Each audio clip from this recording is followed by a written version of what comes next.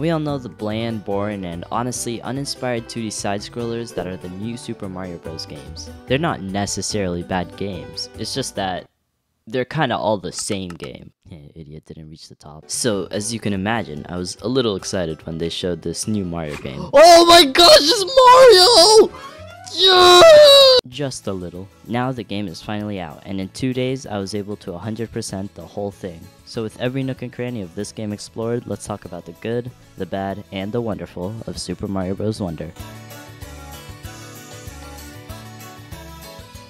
To start off, this game has incredible level design. Paired with the wonder effects, which I will get more into later, these levels really feel alive and something different from every other Mario entry we've had before. The game has some good badges, and even though most of them are pretty useless, the ones that you do use are really fun and really useful. Also, the character selection is incredible. You got 12 characters, I'm pretty sure: Mario, Luigi, 2 Toads, Toadette, Princess Peach, and Daisy. Then you got 4 different colored Yoshis and Nabbit. Some people complain about the Yoshis and Nabbits being easy mode. I don't mind too much with Nabbit. The Yoshis have a nice flutter jump and then the sticking out tongue move, although they are kind of annoying to use because if you get hit, you get knocked back and then you can't really move until you touch the floor, but sometimes you get knocked back into a void or a pit, which is just more annoying than getting hit normally and like losing a power up. But I think the characters are really cool, although I do wish that they would have added Rosalina as an unlockable character. I think that would have been amazing, kind of like they did with 3D World. Another thing this game excels at is how charming it is. All the expressions, the animation for every single character. You look at the Goombas sleeping, they got little snot bubbles. You look at the Koopa Troopas, you're about to kill them and they panic if there's like a bubble coming near them.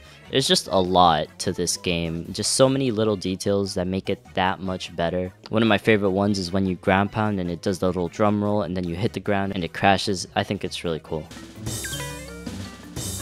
Now for the power-ups, we obviously have the mushroom and then the fire flower, but then we also have 3 new ones, technically new ones. You got the bubble power-up, which is kind of the blue Yoshi from New Super Mario Bros. U, but I think a lot better. There's a lot of speedrun tricks you could do with this, or just normal tricks. They're not really too difficult, and they're really fun and satisfying to pull off. Then you got the drill, which reminds me of the drill power-up from Mario Galaxy. And then you have the main one, the elephant power-up, which is just super versatile and pretty fun to use. Also, if you use it on Toad, it looks super derpy. But like every other game, Mario Wonder isn't perfect and it does have its flaws. One of the bigger ones being its difficulty. You'll be blazing through most of the game, you'll have a good time, but you'll notice that it's pretty easy. There's obviously still the special world with the challenging levels, and those are really fun, but I just wish more of the game had challenges like that. Even the final level, which is the hardest of them all, and it actually gives you an actual challenge, only took me about an hour and a half to beat, which isn't that much compared to other Mario games whose final levels take hours upon hours. And speaking about difficulty, the boss fights. There are 5 total boss fights in the game, 4 of them being Bowser Jr. and 1 of them being Bowser. The final boss is obviously Bowser, and it is a really good boss fight. It is so fun. But the other 4 with Bowser Jr., they're basically Boom Boom and Kamek from New Super Mario Bros. U. All they did was replace Kamek with the Wonder Flower and added some neat effects, but that's about it. The only Wonder effect I found interesting was the one in the lava world. For that one, everything kind of goes like dark and shadowy, and it's really cool, although the boss fight is pretty similar, but I think it's the best out of Bowser Jr. ones. However, it's still super easy and kind of basic. The boss fights are definitely the most disappointing part of this game, and honestly stop it from being a 10 out of 10 2D platformer in my opinion.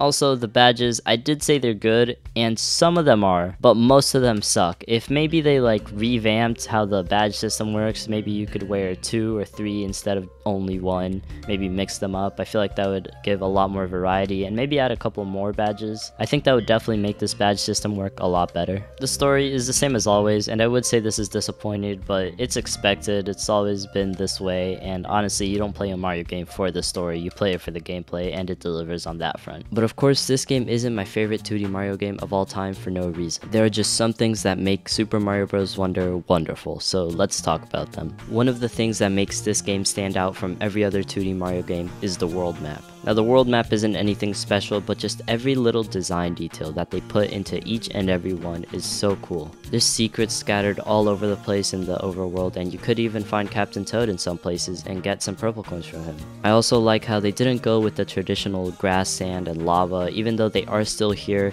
there's a lot more variety. World 2 this time around is a pink fluffy cloud paradise thing, and it's really cool. Each level that you go into, you can see you climbing up to the top with the background. It's a really neat detail and something that not many other games do, especially not Mario games. I think this game's movement should also be recognized. I feel like it's definitely a bit more polished from the new Super Mario Bros. Games, and it just feels so fluid to move around. However, there is one little thing that I don't like about this moveset. Actually two. One of them being the triple jump. It's kinda turned into a badge, but it doesn't really work like the traditional triple jump, so it's a bit weird. And the other thing is the spin jump. When you spin jump, it's always gonna go a set height and a set distance. It's always the same, no matter how long or how little you press the button, it's always going to go the same distance. On the contrary, in New Super Mario Bros., you could choose how far you want to go depending on how long you press the button, and I feel like that's a much better way of doing it, but it's not really that big of an issue. And last, but certainly not least, holy crap, I'm finally going to finish this video,